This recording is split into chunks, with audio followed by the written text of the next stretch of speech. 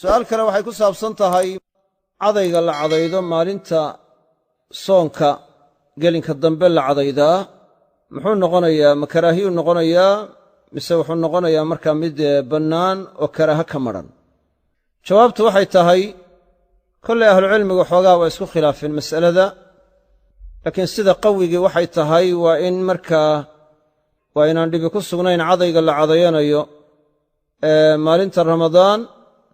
gelinkeeda dambe in la cadaydaa ama soonka gelinkiisa dambe in la cadaydaa dhibi kuma sugna wax karaahiyina kuma sugna sida saxiixa ah waxaana laga qaadanayaa adilada caamka ee mawduuca ku soo aroortay lowlaa an ashuqa calaa ummatii la amartuhum bissiwaaki cinda kulli salaah cinda kulli salaana waxaa soo gelaysaa yacnii xilli walba salaadda la tukanayo salaadaha gelinka dambe la tukanayo marka la sooman yahayna waa ka mid daliilka khaas yeela haddaan mar lahaynna caamka cumuumkiisaa loogu camal falayaa loo qaadanaya waxaa la mida riwaayada kale soo aroortay xadiidka hore saxiixayada weeyaane lowlaa an ashuqa calaa ummatii la amartuhum bissiwaaki cinda kulli wuduu wayse kasta agteeda in la cadaydaan amri lahaa haddii ummaddayda inaan markaa dhibo aanan kahanaynin oo karaahiyaysanayn laakiin karaaha aan karaahiyaysanayo ama baqasho aan uga baqanaayo inay ummaddayda ku dhibaatooto daraaddeed baan u amri waayey amar waajibinaa loo jeeda amra iijaab wa ilaa istixbaabku iminkaba waa baaqi waa sugan yahy waxaa kaloo ka mida axaadiista markaas si caama cadayga u ammaanays assiwaaku matharatun lilfami mardaatun lilrabbi xilliyadana lama kala saarin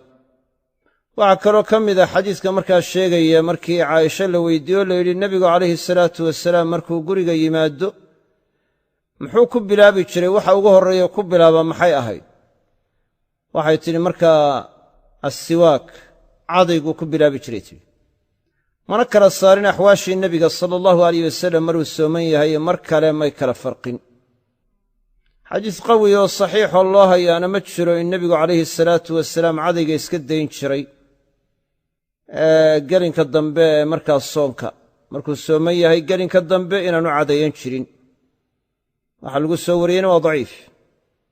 laakiin waxa ugu badanee culammada qaarkood ay karaahada ka deliishadeen waxay tahay xadiiska tilmaamaya lakhuluufu fami saa'imi atyabu cinda allahi min riixi ilmiski yacnii ruuxa sooman afkiisa isbeddelka ku imanaya baa ilaahay agtiisa wuxuu kaga wanaag badan yahay udgoonka miskiga dabeedna waxay yidhaahdeen waa inaan la yska baabbi'in taasna calaa kulli xaal waxaa ku sugan niqaash iyo markaa nadar baa ku sugan ahlucilmiga qaarkood waxay leeyihiin khuluufka waxaa laga tilmaamayaa waa bukhaarka caloosha ka soo baxayaa looga jeedaa oo markaa waxa weeye inuu qofku afka xaggiisa wax marka ah maahee waa raa'ixada markaa ka imanaysa markaa calooshan madhan ka imanaysa bukhuurka ka soo baxaya wey weji labaad haddiiba la yidhaahdo waxaa laga tilmaamayaa inuu afku isbeddelayo isbeddelka afka in la daysanayo oo la doonayo ma aha oo waxa weeye ashyaada qaarkood baa laynoo sheegaa masalanoo kale marka laynoo tilmaamayo boorka marka waxa jihaadka iyo ashyaada ku soo aroortay fadaa'isha looma jeedo qofku inuu boorkii doondoonanayo laga tilmaami maayo laakiin boorka uu mulsamka ku yahay ee aanu isagii markaa iska doondoonan kaasaa waxaa laga tilmaamayaa dee inuu markaa fadiilada noocaasa uu ku yeelanayo laakiin isagu in markaa waxaweye meel markaa boor aan lahayn oo uu mari karo inuu meesha boorka aad yeelatid u marayo iyo wax la mida maaha alimaamu shaafici isagu kutubihiisa waxa uu ku nasgareeyey in karaaha ku jirto oo karaahatu tansiiha ay tahay ayuu markaa waxawe nasgareeyoo tilmaamay inkastoo qowl kalena markaa laga soo raray oo laga soo naqliyey oo tirmidi uu kitaabkiisa jaamica ah sunan buu ku caanbaxaye isaga laftiisa wuxuu kaga sheegay sidaa khilaafkeeda sida uu kutubtiisa ku sheegay si ka duwan ayuu ka soo naqliyey oo ah markaa inuu shaafici qabo in gelin hor iyo gelin dambeba ruuxa sooman inuu cadaydaa inaan dhibaata ku sugnayn calaa kulli xaal sida waxa weeye inaan dhibaata ku sugnayn gelin hore iyo gelin dambeba cadayga la cadayanayo waa qowlka saxiixa in shaa allah.